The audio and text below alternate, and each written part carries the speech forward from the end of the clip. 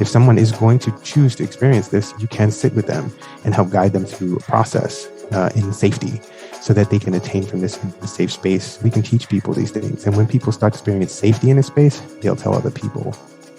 All right, guys, welcome to Mushroom Talk. I am your host, Alejandro. Mushroom Talk is where we explore everything all around mushrooms. Today, we have two amazing, badass motherfuckers who are just incredible in the whole psychedelic space. They have amazing stories. Their names are Tah and Kole, and they've been bringing so much awareness and providing some incredible contributions to psychedelic medicine on Clubhouse, on their podcast, telling their stories, Instagram, spaces, hosting retreats, you name it. Guys, welcome to the show, and thank you so much for being here. Hey, thank you. Thank you for having us, man. Mm-hmm. I'm the badass part. Well, I listened to one of your podcasts called that you're Batman on the weekends. Tell me about that. Oh, no, that's Todd's the one that's Batman on the weekends. Todd, that's right. Who's Batman on the weekends? Tell me. I'm wearing my drawers on the outside. We have the tights first and then the underwear. It's good. It's better for laundry. That's right. I love that. So you guys are a dynamic duo. I'd love for our audience to help understand who you guys are and how you guys came to this point of doing such wonderful and impactful work together, because individually is a challenge. I can only imagine how much growth you guys done together. I'd love to hear that story. Well, first of all, if anyone can figure out who I am, if you could kindly let me know, because I still am figuring out who I am in constant articulation of whatever mood I'm in and what food I ate or didn't eat or considered, or it's an ongoing thing. So I'll tell you, my name is Kole. I'll tell you who I am today, and that changes by the moment, but we'll speak to this specific moment. So I'll give a little bit of backstory of what got me into the work in psychedelics and power plants and fungi, because I think that the context is pretty important when it comes to the lens that I share through. So if you rewind 20 years is where we'll start. 20 years ago, I overdosed into a coma from GHB. At that point in my life, I was doing ketamine, ecstasy, Special K, just kind of went through the gamut, went through the list. And I was doing it to try to find connection and healing from traumas that occurred. I was we'll say, pretty typical at-risk youth, dropped out of high school, all of this stuff. And so after my coma, I swung into the once an addict, always an addict side of things. I became a poster child for Partnership for a Drug-Free America and the DARE program. And I spoke at universities and colleges and United States government events and Montel Williams show, national talk shows, all that stuff. And so then I was cast very strongly into the once an addict, always an addict belief structure. And though there were really powerful, amazing things in sobriety, many of the teachings over time I found to be quite disempowering to the individual, myself included as being individual, and moved away from that world and really recognized I needed some time to myself to really look into, feel into what I believe. And that was my coma was in 2000. Some of this awakening began, or these realizations first began in about 2004. And then as I moved forward, that was 2003. And then in 2008 was when I experienced my first psychedelic as a plant medicine ceremony. And for all intents and purposes, moving forward, I say power plants, master mycelium, because, plants is medicine. People say, well, but it is like medicine. I'm like, yeah, well, water's like medicine. Air can be like medicine. And so in Western constructs, for me, medicine is what we do when we're treating sick people. And I'm looking to not avoid death, but actually step fully into life. So I do not use plants as medicine. I use them as tools and allies and co-creators of my experience. And so in that new reality that I was breaking into, I had a lot of constructs that I had to face around the once an addict, always an addict belief system. And it was a lot to deconstruct. And in my first journey, my biggest takeaway was I was no longer an addict, and I could officially let that title go. The woman that had been, and I say girl because I was quite young, the girl that was going to those substances for connection and love and support grew up and got more tools and didn't need those things as a means of escape or connection. And I was able to let that title go. That was hugely powerful for me. So when I got into this work in 2008. I did not yet know Tah Whitty in this third dimensional realm. And so I started that work, that practice, that exploration in a beautiful community with one of my closest friends. And had it not been just the right time under just the right circumstances, I don't know that I would have entered this kind of work. And in the last 13 and change years, I've resolved medical conditions like endometriosis and fibromyalgia and hypothyroidism and a barrage of lots of other migraines, headaches, all sorts of things by doing lifestyle changes and also in some of the self-realization around the deeper stories and traumas stored in my body. So it's been a beautiful experience. And for the first 6 years was really focused on my own individual work. It was quite a while before I stepped into facilitation and holding space for others. And that gets me to the Tah Whitty point, pretty much. And we then can go on from there once we get you up to speed. about the Batman time. Yes, the Batman time. Remember the Catwoman suit, though? Oh, man, the Catwoman suit. The one I was wearing? No. Yes, too. So the sound that I resonate with for people to beckon me and to refer to me is Tah, T-A-H. That is what I prefer to be notified with. I am from Brooklyn, New York. I started this work in 2013 after being influenced by the suggestions of this amazing being that calls herself Kole. I practiced nursing in New York City for 25 years. So I was around a lot of trauma and a lot of drama in human organisms, and I really wanted to help people stay out of the hospital. And prior to that, my life was filled with a lot of lies. I told lies about everything because I was looking to make sure that my mother never found out who I really was, because I was afraid she would not love me anymore or approve of me. And this is something that I figured out through a lot of shadow work, a lot of integrated work in psychedelics.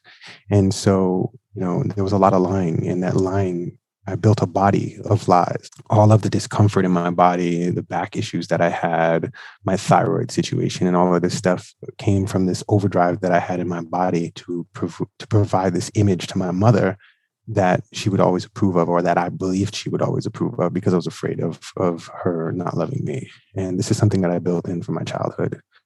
I had insomnia for 30 years. I went to bed until I was 14.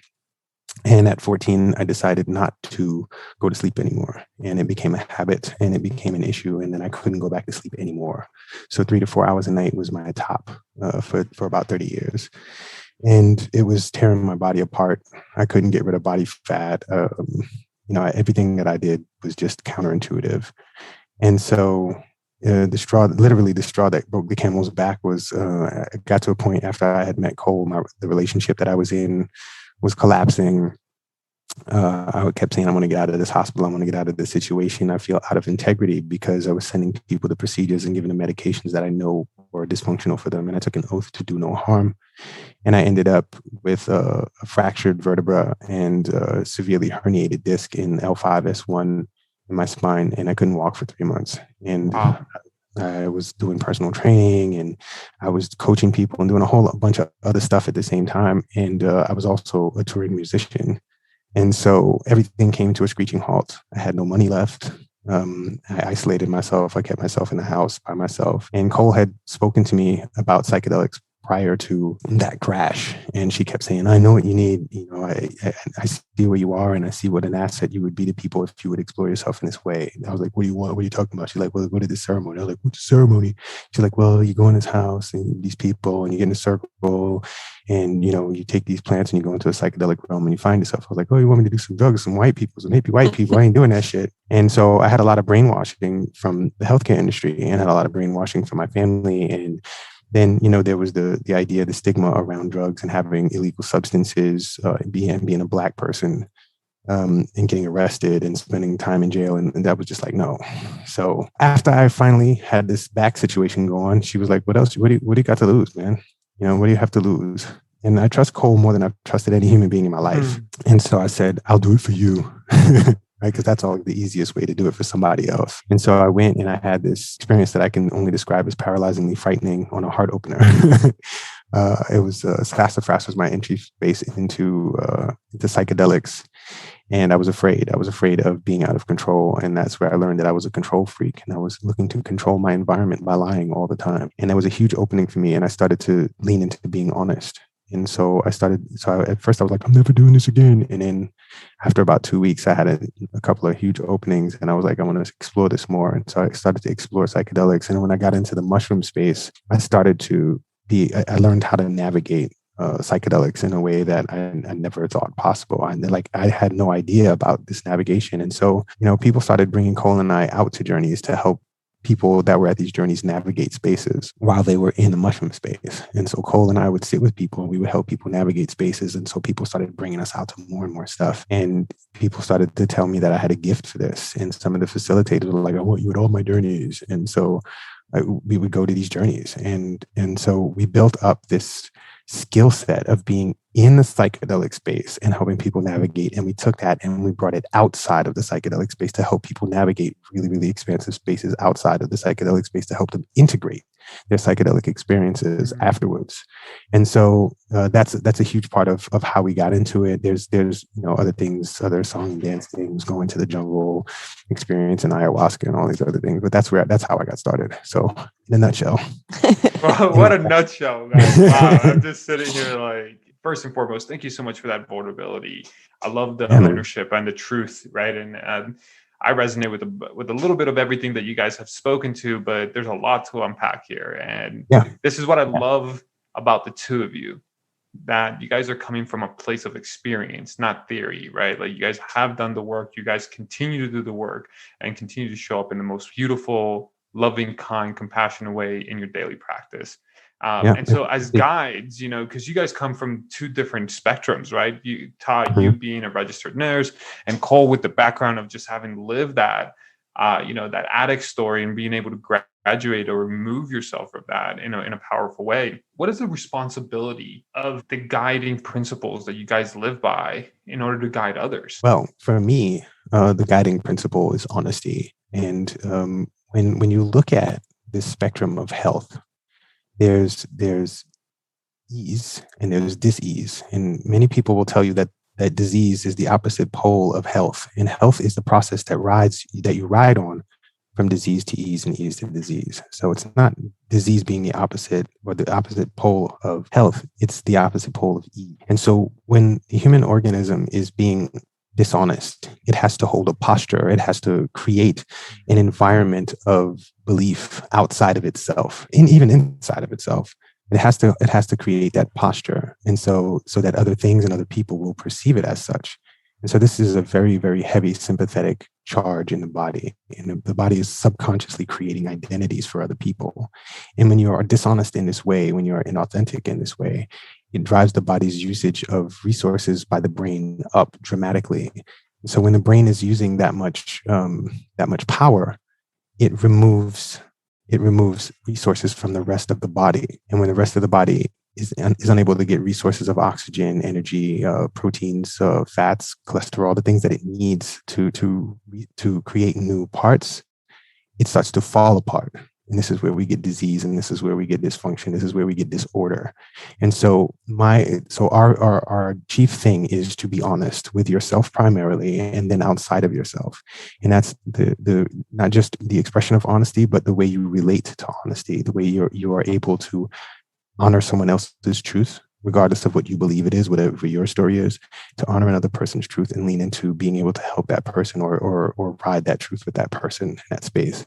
And it allows the human organism and the body to actually relax and rejuvenate and replenish and change itself. And so that's the first place that I would say that we work with that principle. So from my perspective, and I always love everything that Tah shares, from my perspective, it depends when you ask me. And I'm going to be very honest here. The guidelines that I have personally change. The beautiful thing is I found the alignments within those changes that tend to be in support of most folks. And what I mean by that is some days the whole reason that I have the integration processes set the way that I do for myself and others is convenience, because it helps people to be more self-aware, to self-facilitate so that they don't need me. So on some days, it feels good to know that I helped someone self-identify and create the systems and support that they need to evolve. into the person they perceive themselves to be, want to be, what they project as their higher self, or I prefer infinite self.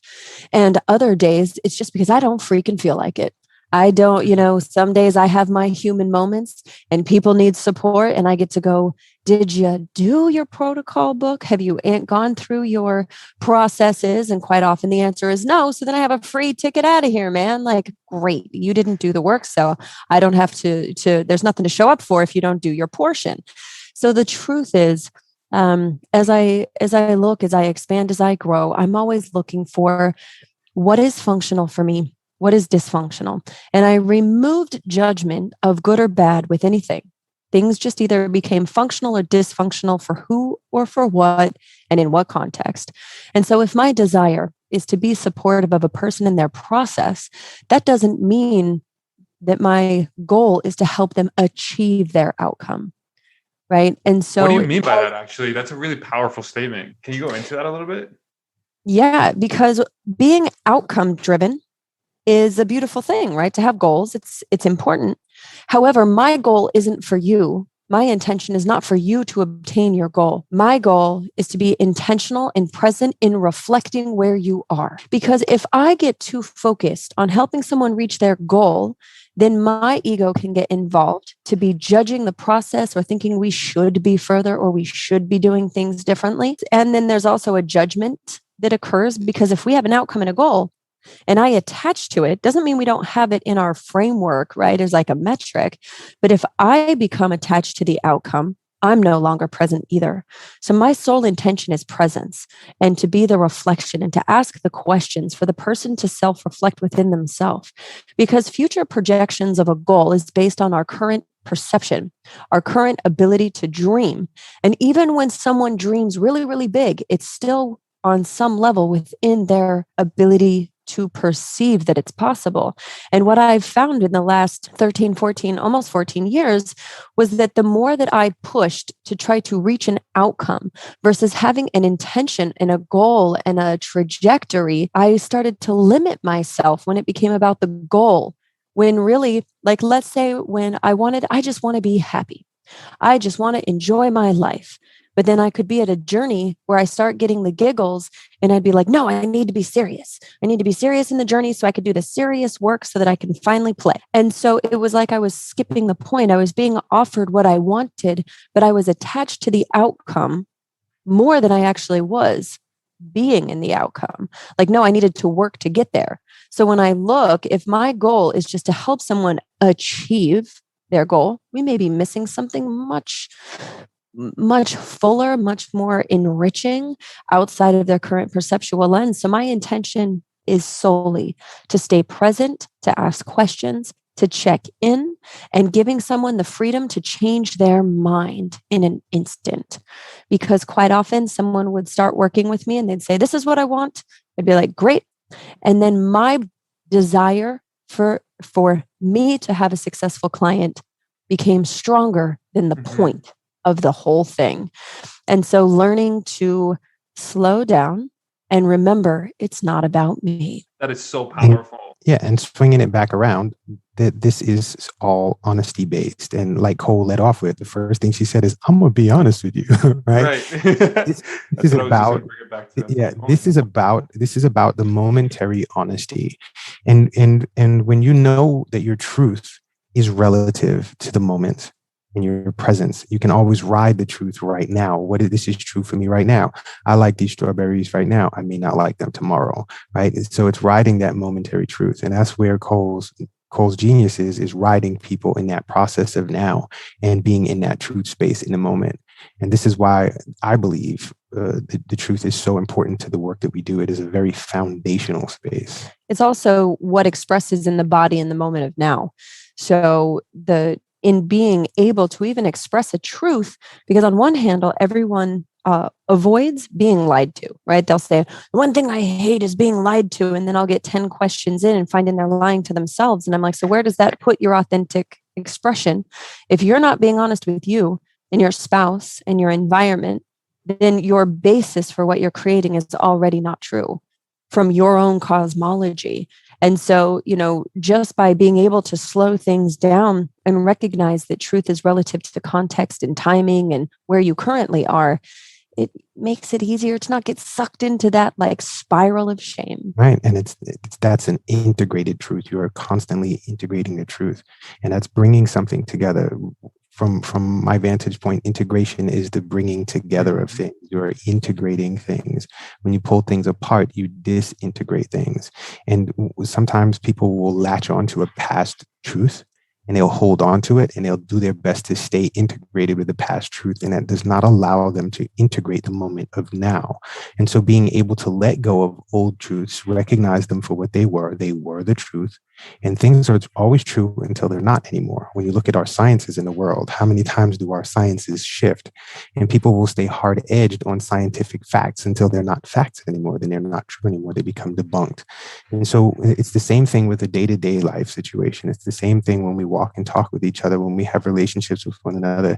They shift and change. And when we can stay in the momentary truth, that is when we can integrate our experiences, we can integrate our past knowledge, we can integrate our future projections all in the moment of now. And that brings us like so beautifully tied into both the work of integration, honesty, and the present moment. What do you think psilocybin specifically does in terms of the pre-work, during the work, and then post-integration that a lot of people kind of lean on the medicine to face that truth? What have you seen in terms of best practices, and what are some of the most profound realizations that have come from your clients working with psilocybin that came from the integration, not necessarily just the journey themselves, but the integration process? I mean, that can go a lot of different directions, and each direction could be its own podcast episode. But I think one of the most profound realizations when people were able to recognize that they had their mind and they had their brain. They had their mind intelligence, their cognitive intelligence, and their body intelligence.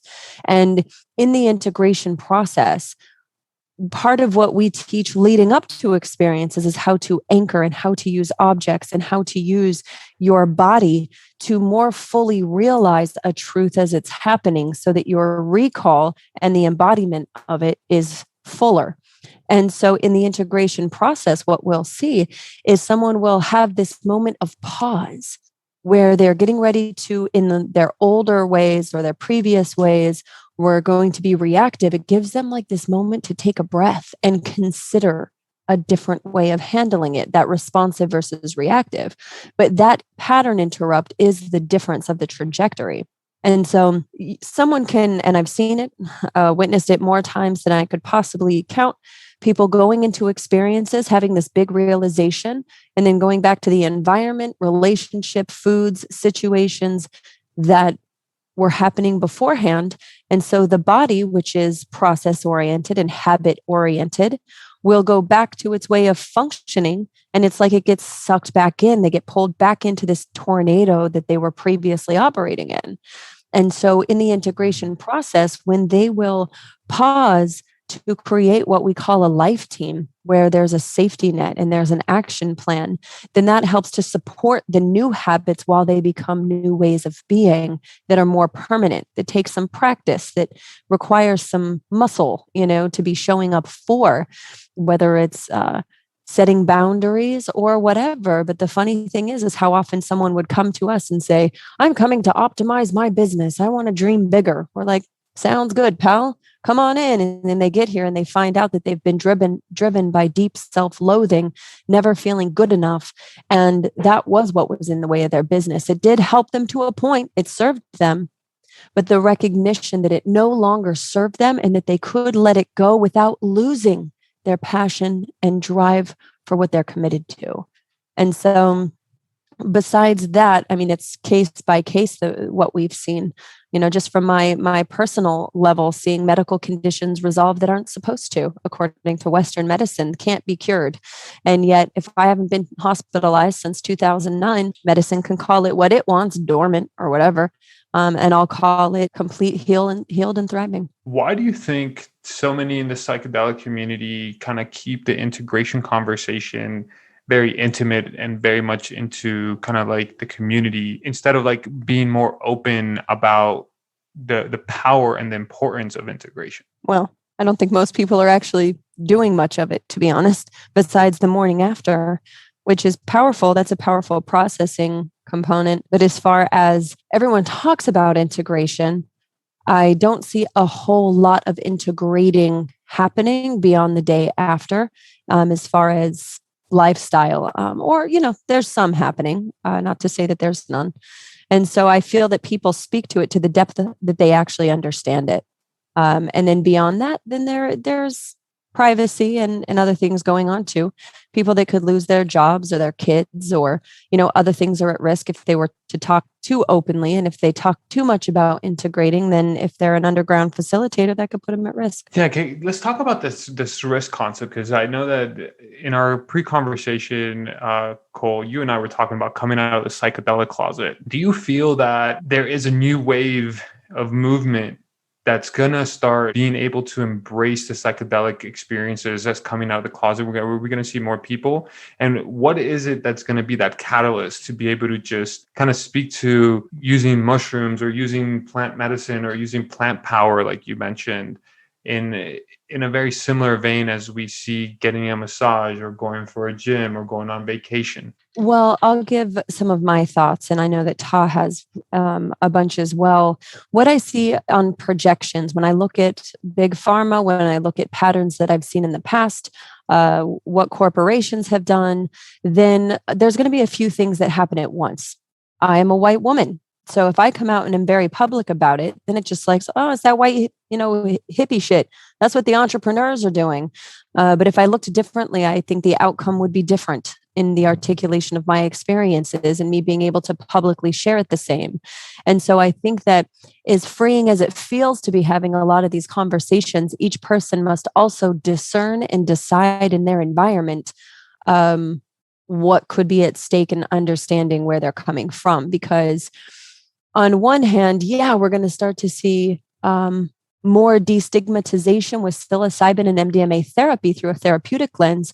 But to meet that, it's going to also require for the marketing to make the general public afraid of mycologists and home growers, because they're going to have to make them look like drug dealers, that are scary, and you don't know what's in it, as if you're going to get speed inside of your mushrooms or heroin or something. And so they're going to have to demonize a group of people. And I'll let your imagination do, some exploration of what group of people could potentially be blamed as not being in the therapeutic sense. And so we're also going to lose accessibility to people who aren't complex PTSD and PTSD, where it's like, no, these are only for you if you're messed up enough. We are in our infrastructure of therapy as it is right now. Unless you get diagnosed as disordered, you do not get the care. Even in many family structures that support mental health treatments, it's still on some level, we're saying until you're sick enough that you're not functional, you do not have enough significance for time and attention. Yeah, I have a ton of thoughts on this. And, with everything in my life that I've seen on this planet, nothing has turned out the way people have predicted it. And, Nostradamus and all these other people with their predictions, there's been a lot of inaccuracies of stuff coming up. So for me to sit here and say that I have a prediction of how things will go or can go is, it's just not in my idea space. I'm riding the wave and seeing how things are expanding, and I'm looking to nudge that wave into particular directions. And so what I see as being an opening point for people is courage and curiosity. And when people can open themselves up to be courageous in a space where we're providing safety for each other, we will explore these things on our own. And when we have curiosity and we open up the space to be curious and to not have to be directed by something outside of ourselves by playing the victim role, we will be able to expand differently. And the more people expand into psychedelic spaces and they start to understand how safe it actually is when they have an environment that is provided by people who are facilitators, space holders, trip sitters, Sherpas, or whatever you want to call them and us, that safety will start to expand, and people will start to get more comfortable talking about this. Oh man, this wasn't really what it was cracked up to be by the media. You're speaking to a person who spent 25 years of my 28 years as a nurse in the hospital system, and I was told nothing but all of these things are terrible substances, and you're going to, you're going to become an addict and you're a bum if you do them. And all of that stuff is just a bunch of lights and whistles. And it's just, you're just there to get high. And it's not the case. It has never really been the case completely. I've never taken care of a human being that has died from mushrooms or even had any serious ailments from mushrooms. I've had a couple of people have some weird things happen with MDMA, never a death. Never one baby died from ketamine. No other human beings that I've experienced. So there have never really been any negative situations with these types of psychedelics, and cannabis for that matter. Never have I had any serious ailments with any of these things, and they've been stigmatized. And so it stops people, the fear space stops people from acting because they need somebody outside of that to protect them from it. And so when we start to, the people who are experiencing psychedelics get into the space of comfort and curiosity of asking, hey, mommy, did you ever think about this? Or, hey, Phil, did you ever, talk to your brother, talk to your sister, talk to your lover about these things? And we start to get curious and courageous. I believe that's where the expansion space, the potential for expansion lies. And being able to provide a safe environment when we're doing things like the psychedelic space program, where we're actually training people how to be trip sitters, and this is why we're coming out of the underground. This is where our psychedelic coming out is we're not telling people to go buy illegal substances or anything like that. We are telling people that if someone is going to be experiencing this and you're not distributing any substances, if someone is going to choose to experience this, you can sit with them and help guide them through a process in safety, so that they can attain the things that they can attain from this in a safe space, teaching people the dangers of being alone with this and the benefits of having someone. We can teach people these things. And when people start to experience safety in a space, they'll tell other people. And word of mouth is the strongest medium on the planet. And it beats the news, it beats CNN, it beats MSNBC, it beats all of these things. And so as we move into a space where the people that are in their 30s, 40s, and 50s that are exploring and experimenting in this, we can teach the younger generation. And as the younger generation starts to move up, these are the kids that are going to be our legislation coming forward. And when we teach these children the power of these things and the power of sovereignty, our governments will change. Our government structures that are already falling apart can be destabilized, and we can bring something else up to replace them, so that they don't have to fall, they don't have to be destroyed or taken down or torn down. They can be dismantled gently with love and care and consideration for how they got us here in the first place. And we don't need this type of structure anymore. Let's move forward. And so when we can get people into an empowered space and out of the victim space, and needing a system like government, needing a system like family structures or whatever to have total jurisdiction over each other, the nervous system can relax and we can lean into these things. And when we get excited about these things, we spread the word. When you look at children's books, right? When you look at Dr. Seuss, how did Dr. Seuss get spread around? By people like, oh my gosh, have you read this book? My kid loves this book, right? And the kids will tell each other in the schoolyard. And it's the same thing with young adults. When we talk about movies, when we talk about music, it spreads like wildfire beyond what any media outlet can control. And so when we have people in a safe space, that is where I believe this stuff will expand, where we come out of the closet with this stuff with each other and one another. And we let go of our past truths. And this is why I'm swinging it back around to what we started with, the truth, right? The truth before, for me, was that psychedelics were bad street drugs and that they were evil, and right. And so my truth is now different. And if somebody was to come to me with something different, or I experienced something different, my truth would be different tomorrow. And it's being able to let your truth be malleable, being able to allow your truth to shift and change and remove dogma. I think dogma is one of the most dangerous things. And as we remove dogma and we start to become malleable with our government structures, malleable with our interpersonal relationship structures, malleable with our how we build our businesses, right? Malleable with how we create our financial systems moving forward. Look at what's happening with crypto, right? It's all malleable. And when we do these things from a space of awareness, when we do these things from a space of sovereignty, that's when we can grow. Yeah, and Tah said a couple of things there that really is the premise of what we found was what was going to be necessary now, which is education. Until people understand what the laws are, until they know what laws are coming up for them to vote on, we're looking to decriminalize, not necessarily legalize everything, right? Because when you get armed with more information, you find out that if we just legalize everything, we could lose peyote. We could lose some other plants and animals on this planet if it was completely legalized. However, in decriminalization, there's a lot more opportunity for accessibility because, again, as with anything, with some freedoms come restrictions and requirements and all sorts and control. And so convenience is the ultimate oppressive system. And so if we say, oh, it's easy, now you just go to your doctor to get psicillibin, it sounds convenient. But truly, really not, right? No, it's control. And dependent on the person, right? There will always, like, I often hear people have the argument of having pharmaceutical psilocybin versus like homegrown mycology. And I do not perceive that that we need a choice. There's 7 billion people on this planet. And even if every therapist decided or was able tomorrow to provide MDMA or psilocybin therapy with the chemical components, we couldn't come close to fulfilling the need. So my thing is whether someone enters in through the organic matters or through the chemical components, it doesn't make a difference. If that means that, Steve down the street stops beating his kid because he's finally processed his PTSD, then we eliminate some generational trauma, right? And the perpetuation of it. Not every person is here to be a warrior in the 9th dimension of the Palladian sun or whatever. Right. And so this is our opportunity for inclusivity means inclusive of everyone, their belief structures and where they are. Some people will feel safer to know that they're sitting in a clinic with a trained person, and other people that would trigger them because of other types of trauma, that they would feel safer with the organic matter.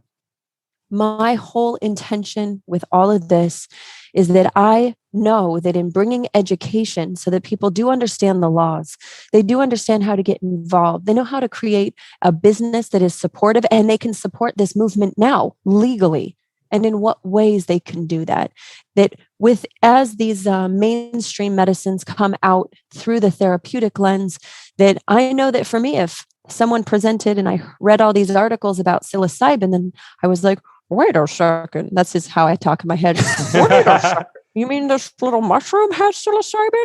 I would rather just do that. Why? Because I prefer organic matter, right? And so we're going to have both of those. We don't focus on the fact that we have frozen foods and all of these processed foods. No one's going, I'm afraid we're going to just lose real food. We started to have farms and organic farming and encouraging people to grow their own. And so I don't think that we have to choose. I think that in recognizing what our individual contributions can be to this cause is the difference. And that inclusivity of how we integrate, whether it is chemically or not. I'm wearing clothes right now that are chemicals too, made of some plastics at times. And as I increase my awareness of my imprint on this planet, I increase my understanding of how my body impacts it and how I can be more supportive or more in tune with the earth. And so if someone starts through the chemical lens, if their only purpose in life means that they're more relaxed at home and they're able to be more present with their kids and they don't go shoot somebody up at a church or whatever, then so be it. I'm grateful for it. Indeed. Psychedelics are like baseball, right? Tell me more about that. What do you mean by that? Right. It's an individual sport, right? It's an individual sport that you play on a team.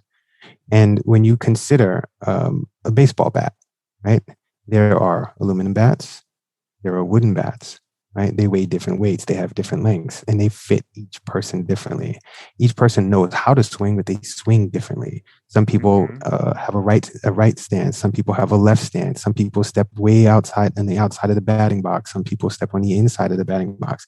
It's all individual. It's an individualized situation. The same thing for the pitcher, right? Different gloves, everybody has a different mitt. All of these things are very specific to the individual, and they're still on a team. And so when you look at psychedelics, it's a very individualized situation for each individual person. And we have to be able to allot for that individual situation. And when we look into that, that's where the magic is. And so we've got to educate, we've got to be able to show people how all of these things work for the individual and support the individual in the space.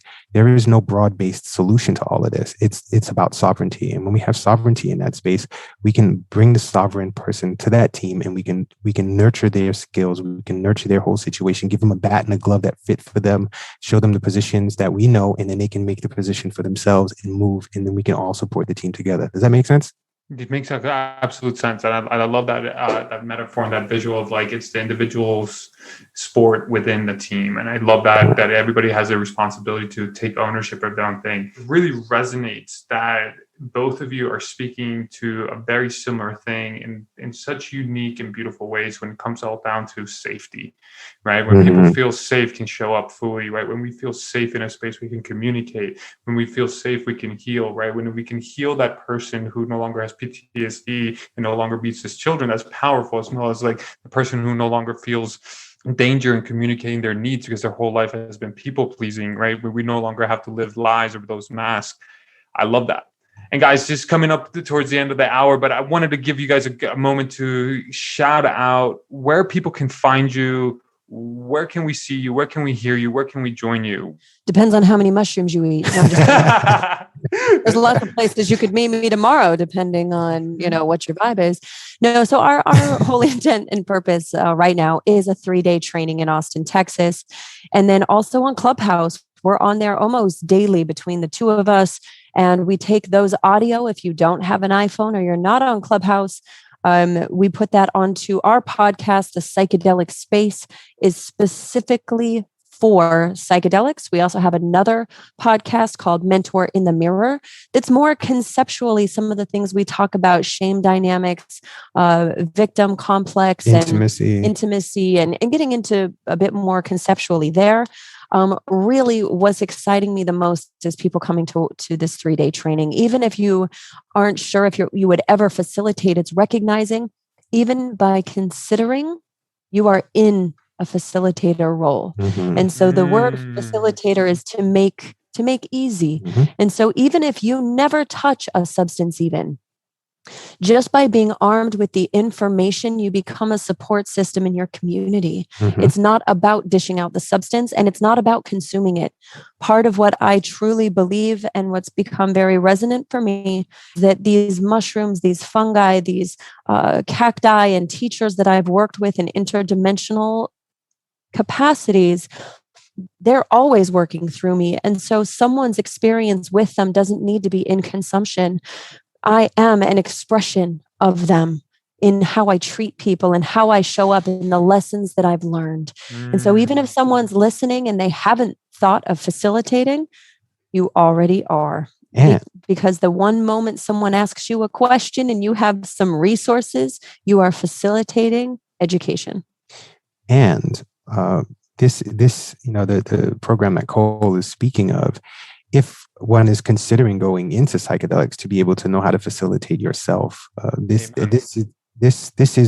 really important to understand also with this program what kind of person to look for in a facilitator, what the basics of their knowledge would need. For me, the basics, whoever would come to this would have the basics to be able to sit for me in a space for me to feel safe.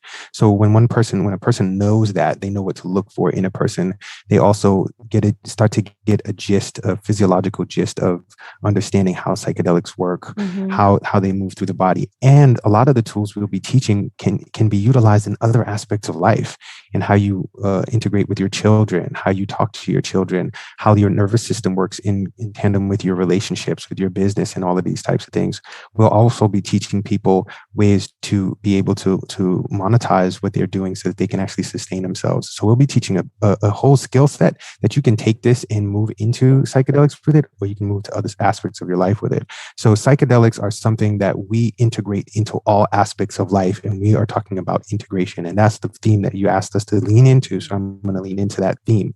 I love integrate all aspects of your life. Really, really important. This is not just about going on a trip.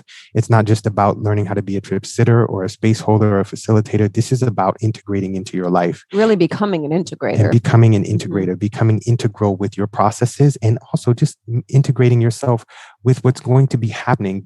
Whether people like it or know it or not, psychedelics are becoming more in vogue. They will be legalized, and you will come across people who have been interacting with psychedelics at some point within the next 5 to 10 years. So the more you know about this, the more we are empowered as a race of human beings, and that is integrating this process. And you did speak about earlier about having all of this integrated into humanity and how we can expand this. Having more knowledge about this right now from the gate allows the whole planet to start to have that knowledge. When people on one side of the planet learn something, the other side automatically start to pick it up. It happens in our humans, and it happens in our animals, it happens in our plant lives. So this is integration. That's really powerful, guys. And thank you so much. And when is the date of that 3-day retreat? That would be May 7th to the 9th in Austin, Texas. It'll be in Austin. It will be available virtually for those that physically cannot travel because of closures and restrictions. We will have 80 people in person, but we will be in a facility that is large enough to accommodate space for those that need it. We do also acknowledge and let people know, though, masks are not required, and you are welcome to wear one if that resonates for you. I just like to let people know that ahead of time. And if you go to the psychedelicspace.com, you can get more info as well. We've got guests like Dr. Dave Rabin, who's a known psychiatrist really in the forefront of the therapeutic psychedelic work. And we've got other folks that come from generations of training through the shamanic lenses. So we're here to, again, expose information to be the intersection for every person to find their way home. And what's that podcast, that website there, sister? Oh, I said it, the psychedelicspace.com. That's right, the psychedelicspace.com. You can also check us out on Instagram at Tah Kole, Tahkole. And you can find our individual accounts there too. Cole has an amazing individual account. I have an individual account on Instagram as well. That's awesome, guys. Thank you so much. And this has been Mushroom Talk. Thank you again for everything. And stay tuned for the next episode. And thanks again for listening, guys. Cheers.